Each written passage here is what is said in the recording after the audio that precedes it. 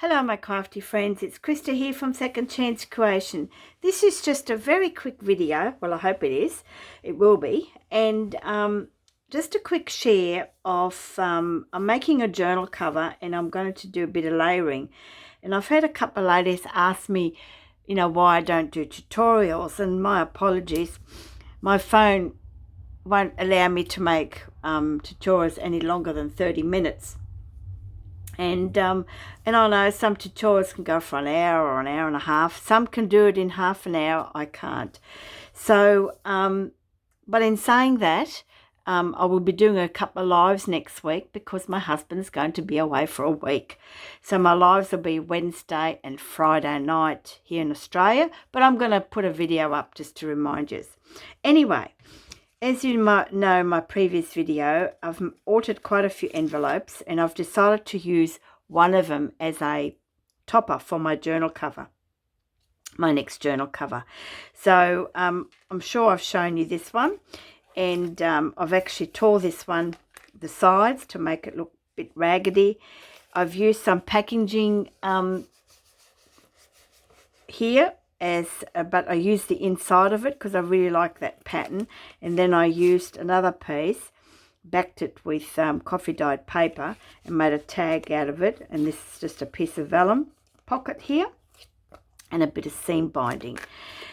And what I've done though, I've put a bit of cheesecloth, and I've got these beautiful old vintage buttons, and I've just taken the shank off the back to make them flat.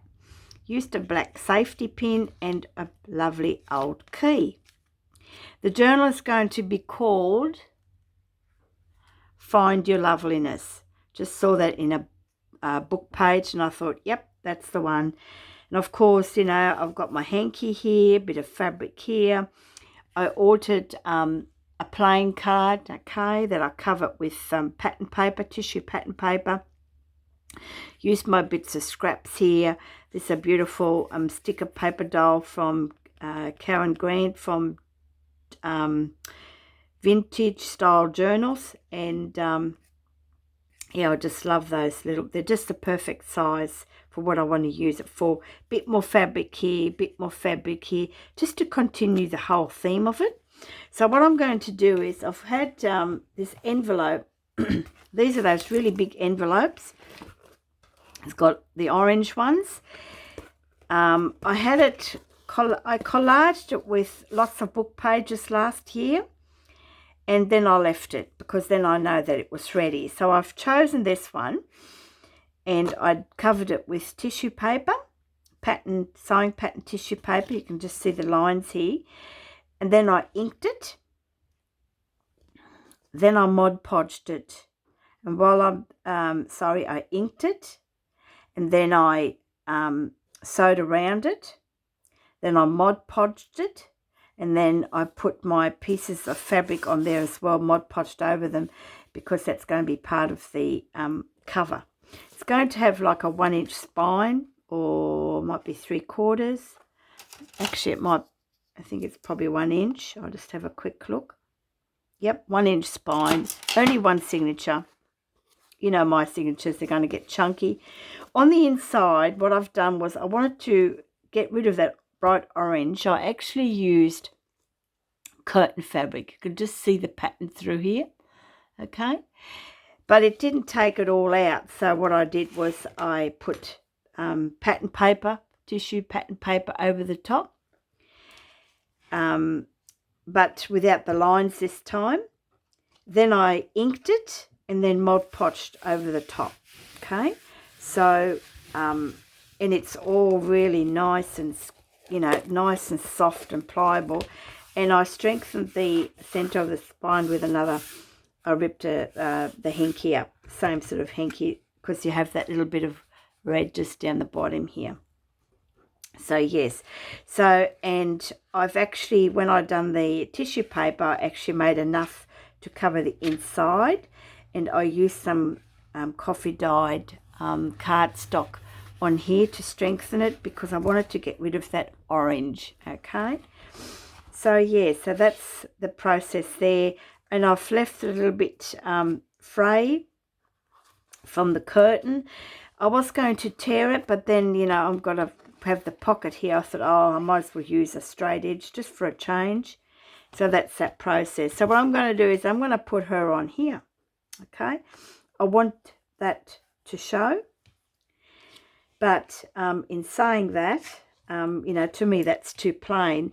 So what I've decided to do, I've had some corrugated cardboard, a bit of packaging cardboard, and I've popped on my last snippet of this fabric, but I've now decided I'm going to rip some of this off, so it only just shows through, because I do want that cardboard to show on the side.